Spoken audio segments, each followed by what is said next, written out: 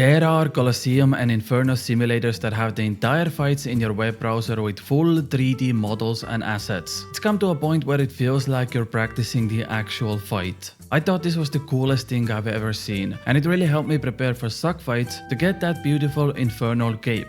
I'll leave a link down below in the description if you want to practice yourself, but that made me wonder, are there any other interesting and useful old-school Runescape facts that might help you out during your gameplay? So I spent the last 2 weeks going through the internet to find some cool little Runescape tricks that can help you out, and we're starting off with a very simple shortcut for banking. Did you know that you can press Ctrl+F in your bank to find specific items? And you can even use more than and less than symbols to find the right value item. For example, if I use more than 5 million GP in my search box, only the items that are more than 5 million gold show up in my bank. Essentially, it's the same thing as the normal search option, but it saves you a little bit of time, especially for players that are used to keyboard shortcuts. Actually, Runelite has many other cool features like this. For example, there is a plugin called No Use Player, and it prevents you from using items on other players. So when you're doing a farm run, birdhouse run, minigames or activities that involve other players, you don't accidentally use items on them, as the plugin completely disables it. There is also a plugin called Monkey Metrics, which comes in handy during your burstable Slayer tasks, as it shows you exactly how many NPCs are stacked on a single tile. If it's more than 9 NPCs, your bursting spells won't damage the extra monsters. Or a plugin called Action Progress, which showcases you the original RuneScape action bar and tells you how many seconds you have left before your inventory is completed.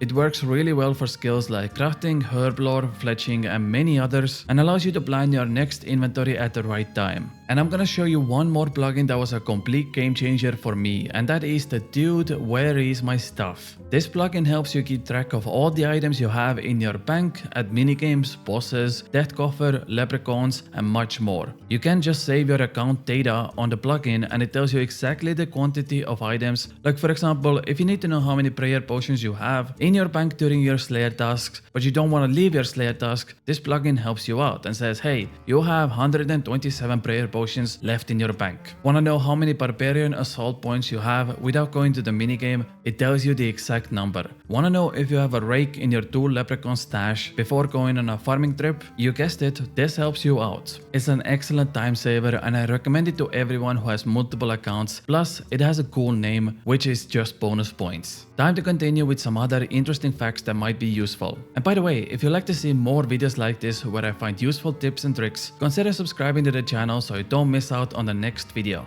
Let's continue. Bloodbark is a magic armor you should definitely consider getting on your mid-game account. A lot of the guys out there that require magic gear oftentimes refer to Mystic as the go-to armor, but Bloodbark recently got buffed and is now the superior version of that. It has much better defensive stats than Mystic and Void, so your tanking is gonna be easier. It has a built-in amplifier for blood spells, which makes it really good for raids, and it has more accuracy than any other mid-game magic armor. If you combine it with the Ancient Scepter, it can heal you for almost 40% of the damage dealt. Out of curiosity, I tested this out on Dust Devils and I almost went from 25 hit points to 99 hit points with 2 casts. It's also much more consistent to obtain for Ironman accounts. If your plan is to get full RM set, you can get locked out by RNG for hundreds of hours in battles. But with this armor, the highest requirement is 81 rune crafting, which is quite high level, but it's guaranteed once you get the level, and since most Ironmans need to train their rune crafting anyways, this is a very good alternative to your normal magic armor setup.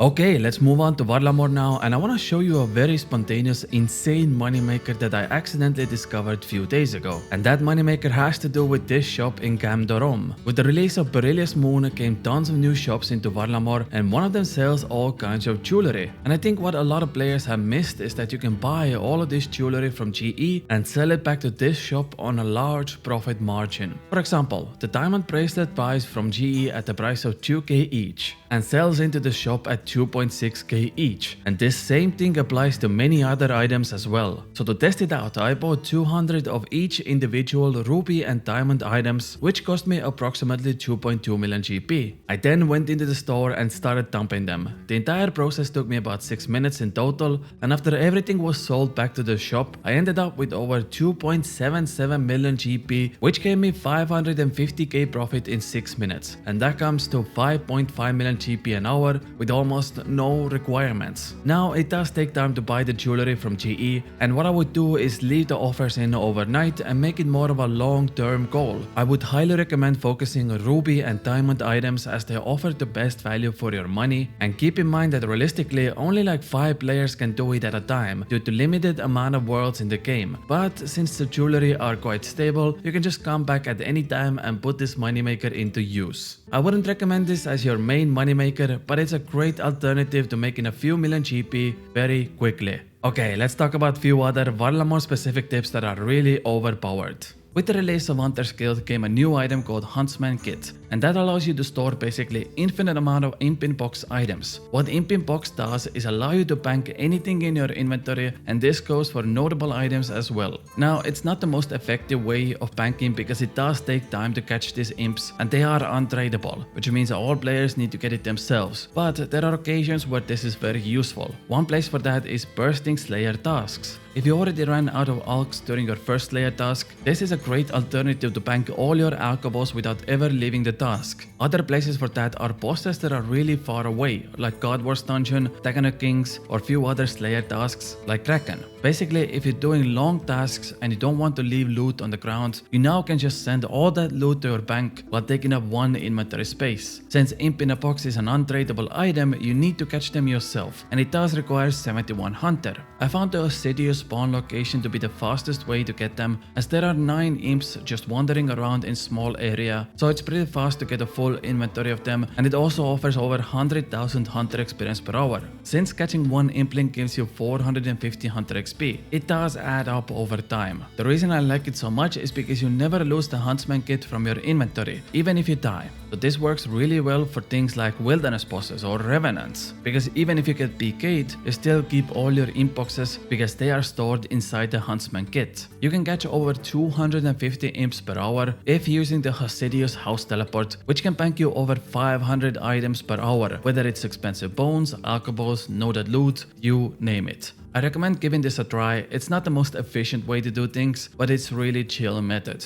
Okay, I recently got 99 prayer using bone shards in Varlamore, and I want to show you a quick few tips that helped me out there. Firstly, if you're an Ironman, there is an infinite stock for Jago wine in the Camp de Ron bar, so you don't have to world hop in Trainer Village anymore to get your wines or make them yourself. The bank is nearby and you get thousands of them in a matter of minutes. Also, I found out that using things like Ancient Maze Space in your player-owned house increases your maximum prayer points, which allows you to use the bone shards even longer without needing to bank. This also works for items like Falador's Shield, which restores your prayer twice a day. And you can even use Celotropes, which do save 5% of all the blessed bone shards you use. So a typical run would look something like this. I go to my BOH, I restore all my stats and my Kool-Aid pool, and spec twice with the Ancient Mace to get maximum prayer points. I use my Ketesal Whistle to go to Hunter's Guild, use the Bird to travel to Tiamat, I bless my Jago wines at the altar, go sacrifice my bone shards at the libation bowl. Once I'm done with my inventory, I teleport back to my BOH, restore my stats again, bank at the closest place, and repeat the process. With this, you can get easily over 1 million prayer experience per hour, but keep in mind that collecting the bone shards takes a lot of time on an Ironman account. If you're a main account, I would recommend just buying the bones and using a chisel to turn them into bone shards. Also, a quick side note, go check your Varrock Museum for free experience. You might have some leftover lamps after you completed the latest quests, like Defender of Varrock, which gives you a 5000 experience lamp that can also be used on prayer. And while we're talking about skills, the newest skill, Sailing, can already make you tons of profit if you start investing now. It is very likely that players are extremely eager to buy pirate clothes once Sailing comes out, which means it's a perfect opportunity to start buying them right now, because once the skill does come out, it's likely that prices of pirate clothes will go up due to demand. Now, Sailing won't come out anytime soon, so there is still plenty of time, but I found out that even just buying the clothes right now from Mostly Harmless and selling them back at GE gives insane profit margins. All the clothes and shops are 350 GP each, and some of these items sell for up to 5k each, because players really want them, and it's really convenient to buy them from GE. So keep an eye out for these kind of things. You can make some serious profit if the timing is right, and the investment isn't that steep either, since you're not paying much for the clothes. And if you're worried about selling or buying items, but you don't want to spend an entire bond just to access membership, there is a better alternative method for members. Runescape RuneScape 3 offers players 24-hour membership package through mobile.